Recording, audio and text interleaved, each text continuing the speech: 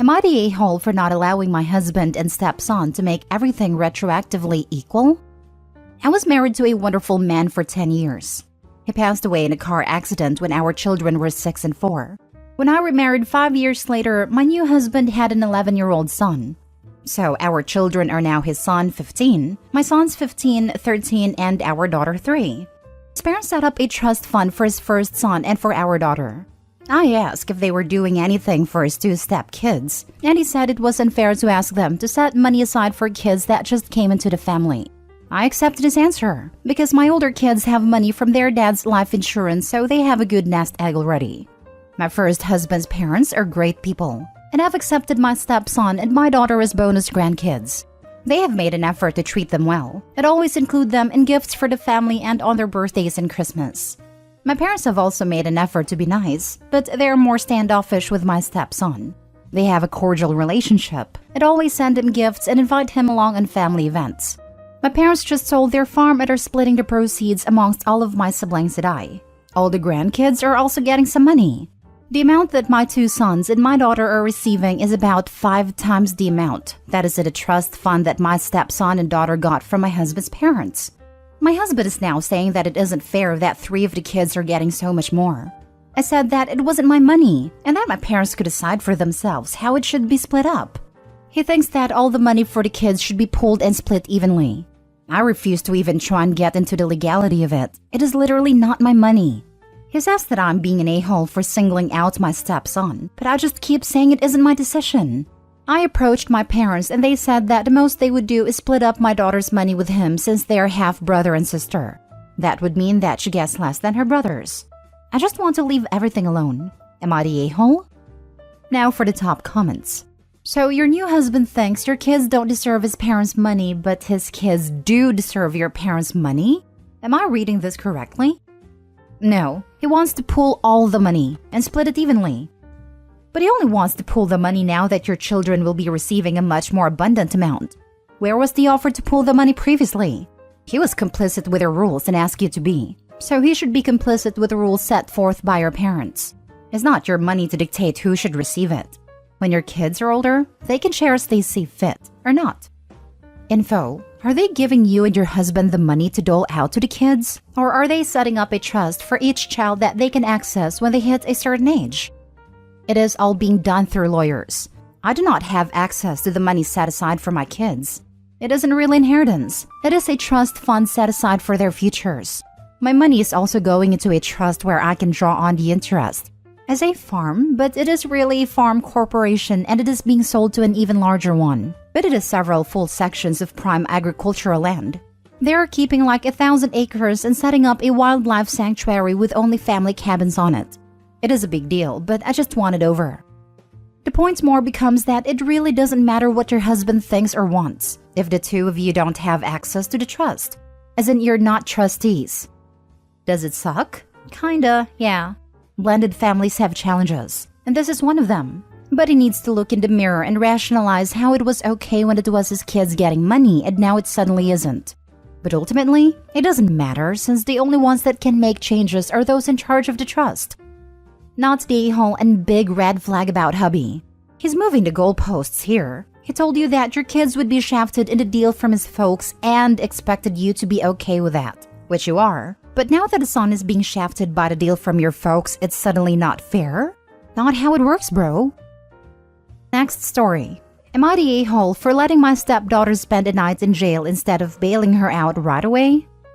My wife, 38 female, and I, 39 male, have been married for 6 years. We have 2 kids, 8 and 5. My wife also has a daughter, Mary, 18, from before we got together. Mary's in her senior year of high school and lives with us.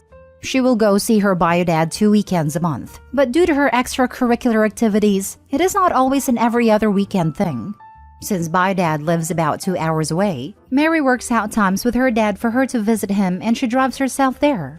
This past weekend, my wife took our 2 younger kids to visit her sister who lives about 3 hours away.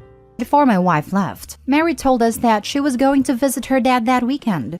I was going to stay home to get some work done on some home projects that had been neglected over the holidays. So on Friday, after everyone else had left, I kicked back and took advantage of the very rare opportunity of having an empty house to myself. I bought a nice bottle of bourbon, visited our local dispensary, and bought myself a nice big steak. About 3 a.m., I was awoken by a phone call. Any parent knows that a phone call at that time of night is a nightmare situation, so I immediately answered. It was my wife, and she told me that Mary had been arrested and had just called her from our local jail. Apparently, she lied about going to her dad's house and had instead attended a party. The party got busted and Mary panicked and tried to run. Of course, the cops caught her and arrested her. My wife said that the police would allow me to go get Mary right away instead of keeping her in jail. I told my wife that I had been drinking earlier and was probably not safe to drive, let alone drive to a police station. I told her that I would pick Mary up first thing in the morning. My wife yelled at me for being irresponsible by drinking to that point in case of an emergency. I told her that I was home by myself, and everyone else in the family was supposed to be hours away, so I essentially had zero responsibility for anyone besides myself. She eventually calmed down enough to see my side. The next morning, I went and got Mary right when I woke up. When I saw her, it was obvious she had been crying a lot, and she didn't say a word to me on the way home. She immediately went to her room when we got home and didn't come out the entire day. The next day, when my wife got home, Mary was still in her room. My wife talked to her and then came to talk to me. She told me that both her and Mary are disappointed in me that I made her spend a night in jail instead of getting her right away. She said Mary is traumatized by the whole thing. I told her good, maybe next time she won't lie and do stupid things.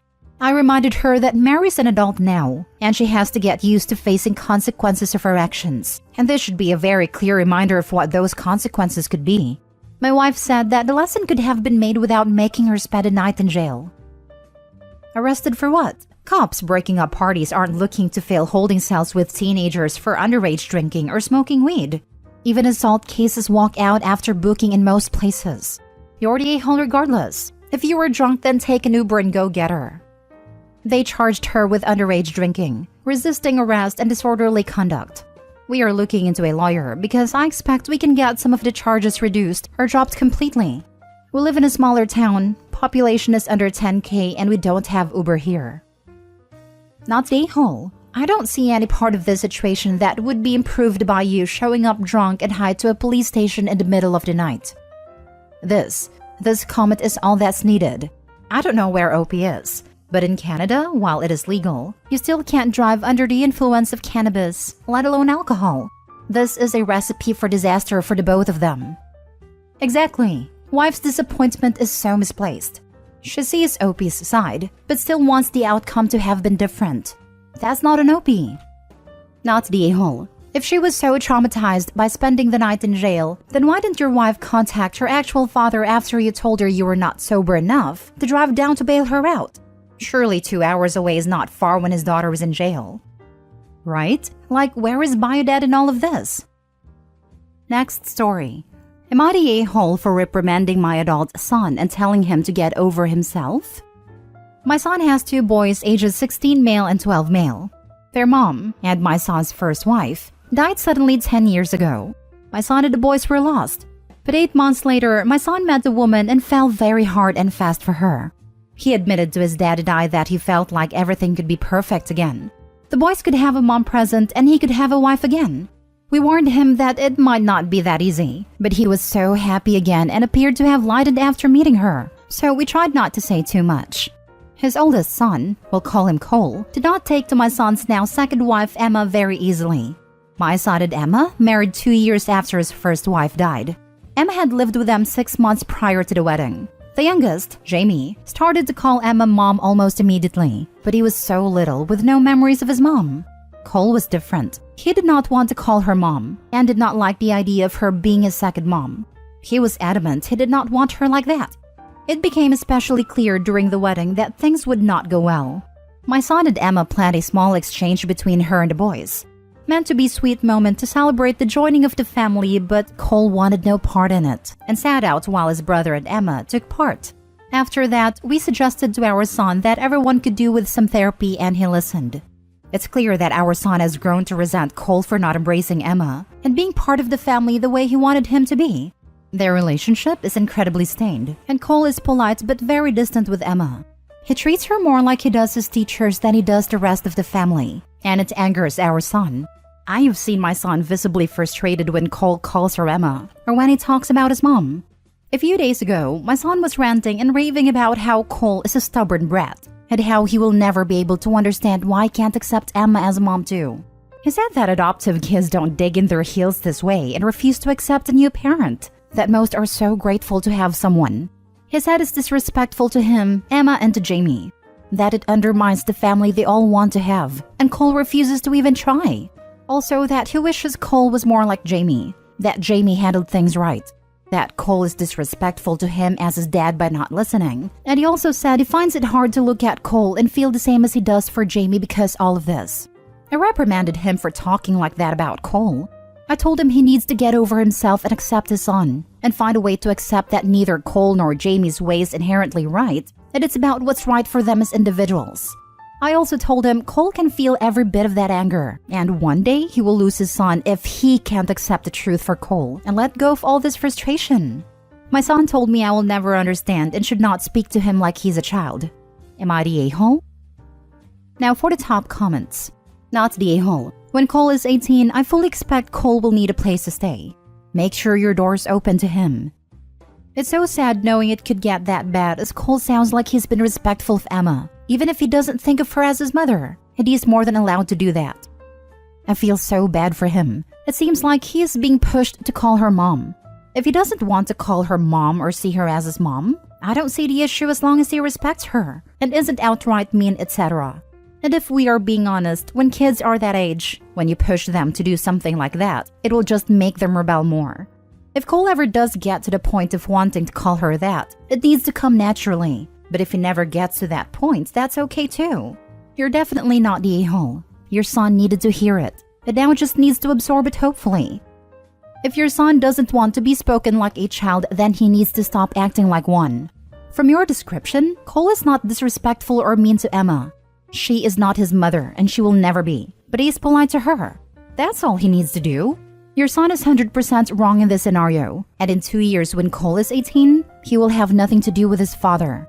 You stood up for your grandson. Looks like you are the only one in his corner. Not the a-hole. Children play pretend, and Opie's son is expecting Cole to pretend he never had a mother apart from Emma. That's pretty childish. Last story. Am I the a-hole for driving off when I saw that my fiancé brought her kids to our trip and told her that she was the one who ruined it? For months, my fiancé was busy with her kids and work, so she wanted us to go on a couple's trip, and I promised to make it happen this month. She was supposed to leave her kids, 4 and 7, with their father, but he had a death in the family and had to travel towns away. I went to pick her up on the day of the trip, but was surprised to see my stepkid standing there with her. I was confused, till she told me about the situation her ex had. I asked what she was supposed to do with the kids, and she suggested we take them along. I refused, and reminded her of the kind of trip we planned. She said circumstances change, and she can't leave them behind nor find a babysitter so fast. I decided to just cancel, but she begged me not. I just proceeded to drive off, and the trip got cancelled and I went home. She left me some texts, basically blaming me for what I did, but I responded that she ruined the trip when she decided to bring the kids. She said those are her kids, and I shouldn't expect her not to prioritize them, which I respect, but that wasn't the point. Long story short, we had a fight and she is still upset with me and refused to answer my call or open the door for me. Am I the a-hole for how I reacted? Everyone sucks here. When you have kids, things can come up unexpectedly. You're going to need to accept that. The reason I say everyone sucks here is because she should have communicated with you as soon as she knew she'd have the kids. She shouldn't have waited until you showed up, ready to go off on a trip for 2. Together, you two could have decided how to handle things. But you also didn't need to react like that. I wouldn't want my young children around an adult who acts like he is taking his ball and going home. My immediate thought was, why didn't she tell him prior to him showing up ready to leave? She completely blindsided him, so I can understand him being upset. Did he react the right way? No. He could have civilly communicated and canceled the trip. But she could have also communicated the situation better. Exactly. Which makes it an everyone sucks situation. Except the kids, of course. I feel the worst for them. Can you even imagine? Sucks for them. But to add another level to all of this, I want to know who was footing the bill. He states he planned it. So is the full expense on him? If so, then was she expecting him to cover the additional cost for the kids? She tried to turn it into a family getaway. So it stands to reason she was expecting him to cover it completely. Not the a-hole. I'm a mom of 3, and this was an ambush. No reason she couldn't have called or texted. She wanted you to feel pressured. Mom here as well. I would have called the dude and told him. Yeah, she's definitely kind of a jerk here. The moment she found out the kids were staying, she should have said something. Not only did she not tell him to cancel the trip, she begged him not to, as if taking kids to a couple's trip is a reasonable ask. Not the a-hole.